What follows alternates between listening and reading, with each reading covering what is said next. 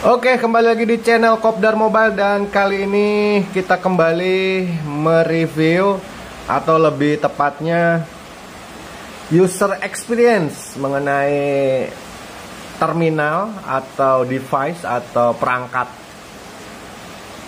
yang barangkali kalau di Indonesia lebih familiar kalau disebut HTPOC, Papa Oscar Charlie Push to Talk over Cellular, berbasis Android. Ya, ini Android berapa nih? Android 5.1 atau Android 6 lah. Kalau di sini sih 5.1 ya. Jaringan sudah mendukung. Ini hanya GSM saja, hanya seluler saja, nggak ada WiFi-nya. Itu barangkali salah satu kekurangan yang perlu dipertimbangkan. Ya, kita langsung saja lah bagaimana kesan setelah menggunakan perangkat ini selama beberapa hari dengan menggunakan aplikasi POC. Platformnya adalah Real PTT tentunya ya. Baik, yang pertama dari sisi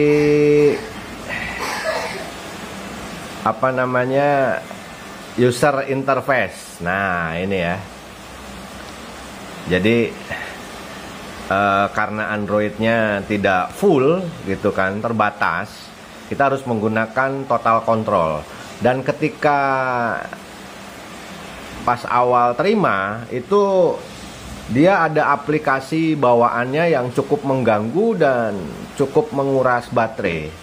Yaitu harus dibuang dulu. Kemudian kita harus cari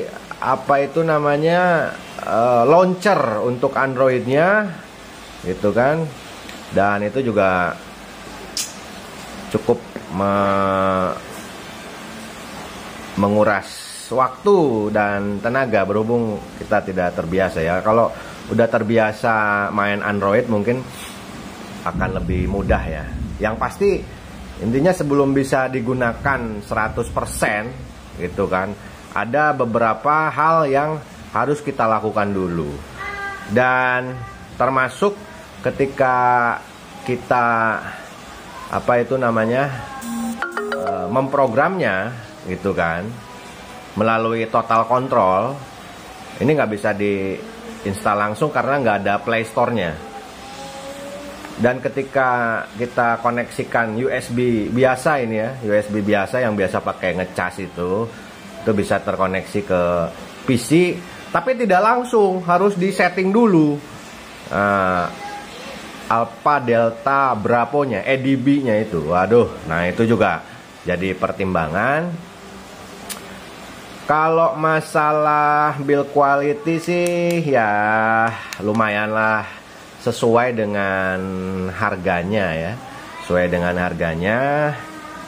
Kemudian baterai juga ya walaupun kapasitasnya besar, tapi sepertinya hanya 1 hari atau 24 jam lebih sedikit lah.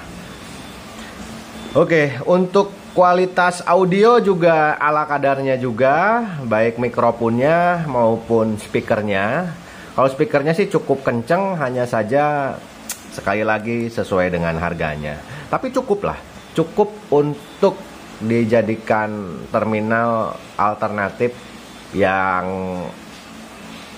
barangkali paling ekonomis yang saat ini ada di Indonesia untuk HTPOC ya, terutama untuk aplikasi Real PTT. Nah, kalau ini punya kita udah dikasih launcher itu kan, jadi memudahkan. Karena ketika aplikasi bawaannya dihapus, maka launchernya ini nggak ada launcher, kita agak kesulitan untuk masuk setting, untuk masuk apa segala macam gitu kan.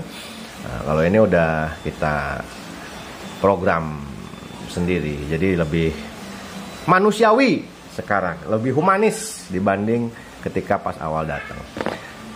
Kemudian berikutnya, pertama kali datang itu nggak jadi masalah, nggak ada masalah apa-apa di layar ya, tapi nggak jatuh, nggak ketindih, tahu-tahu ada garis saja gitu kan. Jadi seperti apalah itu istilahnya ya, di LCD-nya itu awalnya satu garis jadi dua garis. Wah, ini rusak sepertinya. Untungnya karena belinya kita di toko online lokal, jadi ada garansinya dan kebetulan diganti dengan yang baru sehingga kita bahagia kembali setelah sebelumnya sempat pesimis. Wah, ini kurang bagus nih build quality. Yang pasti mesti hati-hatilah karena ya kembali lagi ya, ini entry levelnya POC barangkali yang ada di Indonesia dengan harga di bawah 2000 gitu kan. Kemudian fitur-fitur yang sangat terbatas, tidak ada wifi, tidak ada bluetooth gitu kan. Tapi lumayan cukup lah, dalam tanda petik lumayan oke untuk digunakan komunikasi pada platform POC profesional seperti Real PTT gitu kan.